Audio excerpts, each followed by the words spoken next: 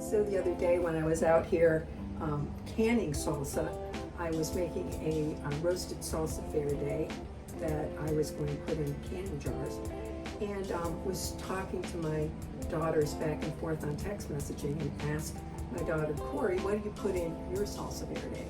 And she told me, and I thought, well, that sounds really, really good. You can hear they're chipping trees out there that came down in Hurricane Debbie. That's what this terrible noise is about. Anyway, so I asked my daughter, Corey, what she puts in her salsa verde, and she indicated that she uses a combination of fresh and raw vegetables. And of course, since she isn't canning it, those vegetables stay crunchy. So I wanted to make Corey's version of salsa verde. I think this is a lot like Laura's as well.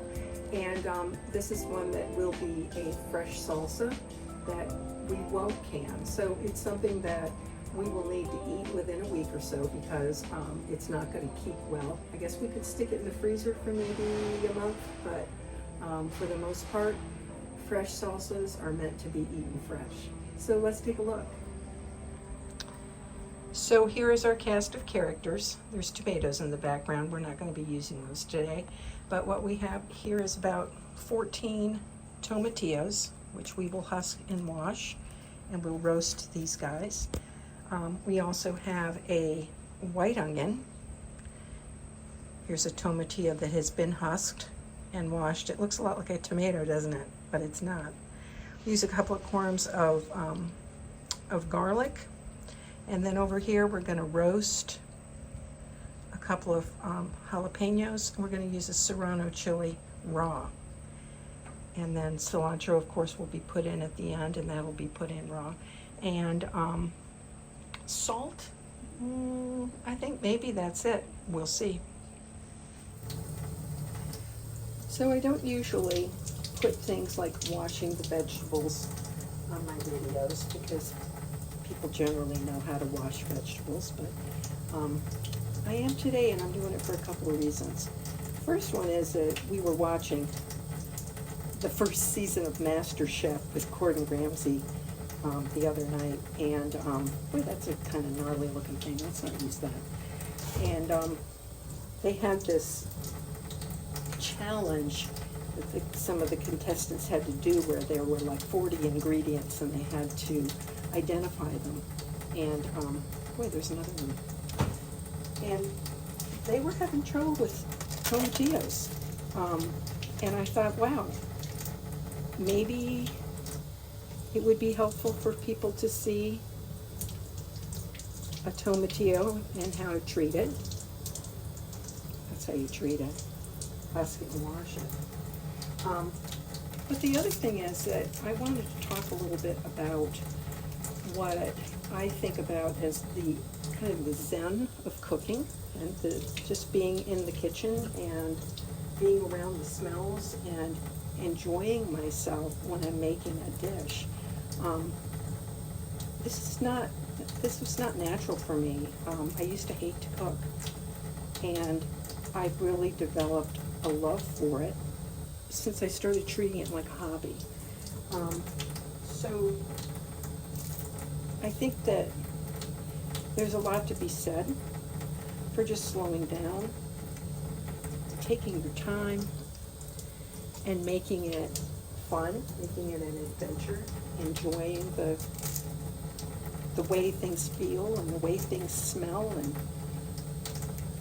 you'll see me all the time, you'll hear me all the time saying, oh wow, that smells so good, or that looks so good. I just really, really enjoy cooking now in a way that I didn't used to. And I really think that it's because of this slowing down bit. When I was a very young woman, I had a friend named Emma Bailey. She lived in Brattleboro, Vermont. Emma taught me how to drive a stick shift. She was in her 70s and I was 16. And one day she told me how much she enjoyed doing the dishes. And I said to her, this was later, I think I was in my early 20s, but she told me she enjoyed doing the dishes. And I said, what? doing the dishes. Why would you enjoy that? And she told me that there's just something really therapeutic for her about having her hands in warm, soapy water, and that every time she does that, she feels fortunate, that she felt lucky and she felt grateful. And I thought that was just such a cool way to look at things.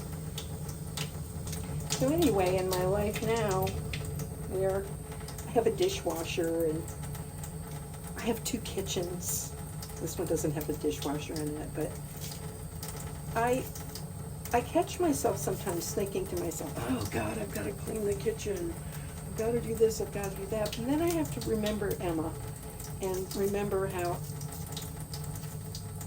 Emma's voice just kind of says to me, slow it down and enjoy what there is to be enjoyed in every moment. You know, don't waste your life away. But not only that, just think about how fortunate I am to have a dishwasher, for heaven's sakes. Yeah, to have a dishwasher to do most of my dishes, and so I only have to wash the big stuff by hand. So anyway, being grateful for those things, I think, is kind of a cool way to be. And that's all I got to say about that. So these are really big pieces of garlic. Aren't those gorgeous? I probably only need 2 of them. But I wanted to show you, those of you who are a little afraid of garlic, I want to show you how I peel garlic. So I've got my big chef's knife here, and I've got this on this hard surface, and I'm going to just put this down, and I'm going to hit it with the flat of my hand.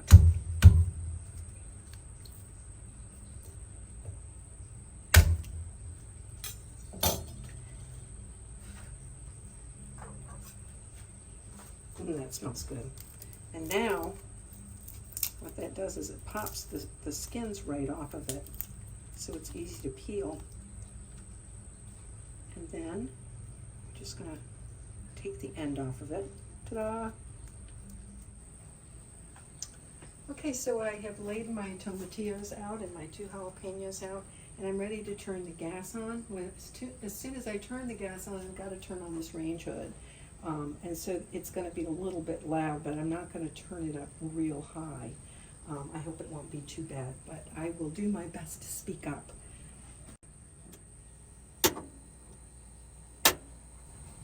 And I'm going to turn on 3 burners.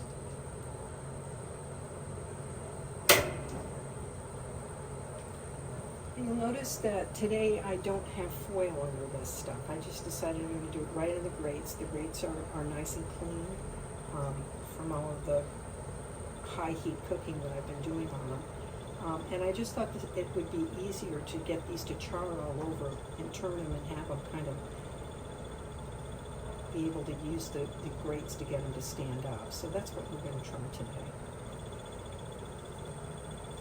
We got the garlic.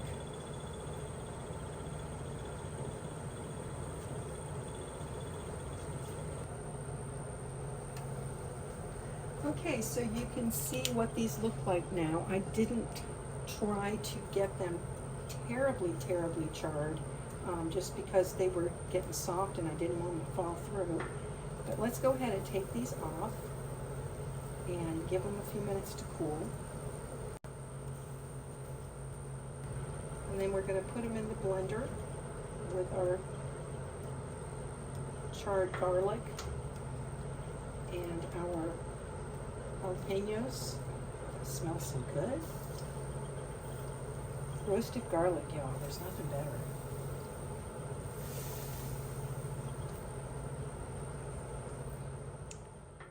Okay, so let's blend this up. I think I'm going to start with a little pulsing.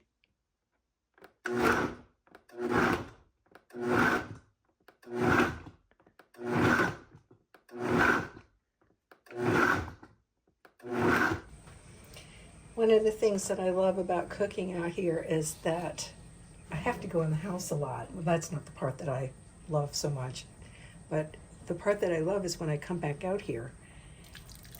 The smells are just incredible. So this time when I came out, I had just chopped the cilantro, and oh gosh, it just smells so good. Now, if you're not a cilantro fan, I understand. Some people are not, but I am. I love the stuff. Okay, we're gonna put start with about half a teaspoon of salt. And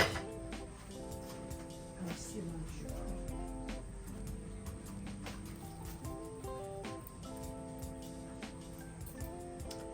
And we're going to stir that up. Now, I had a serrano pepper to put in here, but when I just tasted this inside after I blended it, it is so hot. And you know, sometimes you just don't know how hot a pepper is going to be until you put it in. And those two jalapenos were very, very warm. So I think I'm going to leave the serrano out for right now. And we're going to test this and see how it is. Okay, so we've got it all put together, and I put it together in this nice melamine bowl from Costco. It has a top on it, so I can just pop it in the refrigerator. Let's give it a taste.